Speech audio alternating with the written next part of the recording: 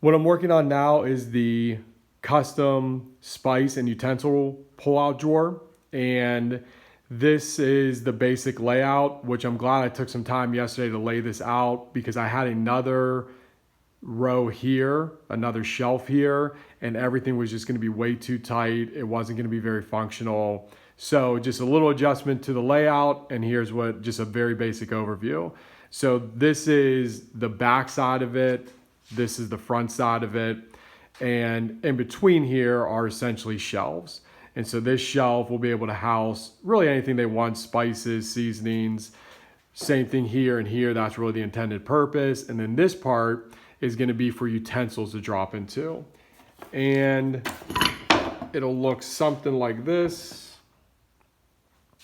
So that's the basic idea. And you can see you just have these slots to drop utensils in. So this is the basic idea. Here's that bottom shelf, tons of depth there for storage. And then there'll be two more smaller versions here and here. And then this is the utensil holder. You can see the 3 different sections, and there'll be a divider slot that drops in there.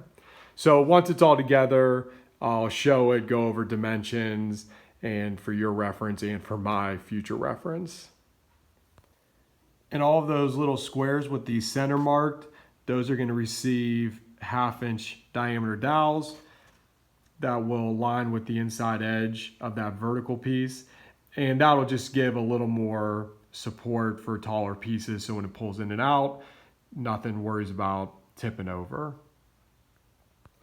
So I have the dados. The dados are cut in the front and back piece. At the bottom, I just ran this dado all the way through. And here, I just did a stop dado. So the next will be creating the slot and the side panel here. And then the same with these 2 shorter pieces, creating that 1/4-inch slot.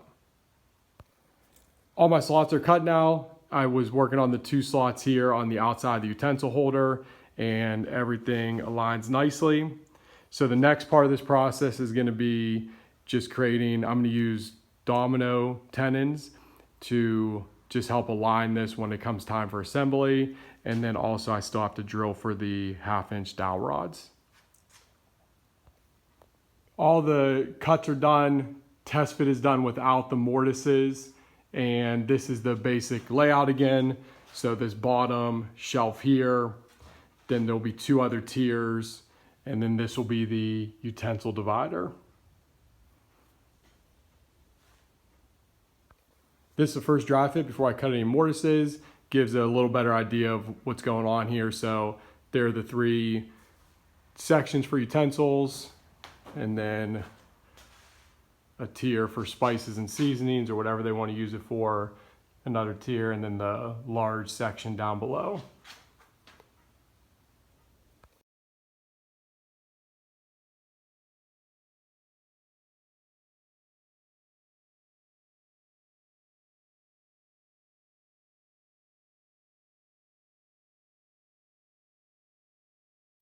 The spice rack utensil holder is all complete. Just going to go over the specs here. It's 13 7/8 wide, 21 inches deep, 26.5 inches tall. These strips here are 2 1/4 inch tall, 1/2-inch dowel rod, and there's a 1-inch gap between this piece and the dowel rod. This second tier starts 11 inches from the bottom, so it left about 7 1/4 inches between here. This is 8 inches between the second and third tier spice holder. And then looking at this part for the utensils, this was a 3/8 inch slot. It left about 6 1/4 inches for the 3 sections. And the height here is almost 15 inches of interior height. And then there's about another inch of usable space because this is not quite as tall as the interior of the cabinet. The top spice rack tier has 7 inches of interior height. The utensil holder is 8 inches wide, and the interior space is 6.5 inches, has a 3/4 inch bottom in there. And then the spice racks all have 1/4 inch plywood bottoms. These ones are set a 1/4 inch from the bottom. And then on this tier, the dado starts a 1/2 inch from the bottom to accommodate the drawer glides. And everything's chamfered, just so as you're reaching in and out, you don't contact any sharp edges.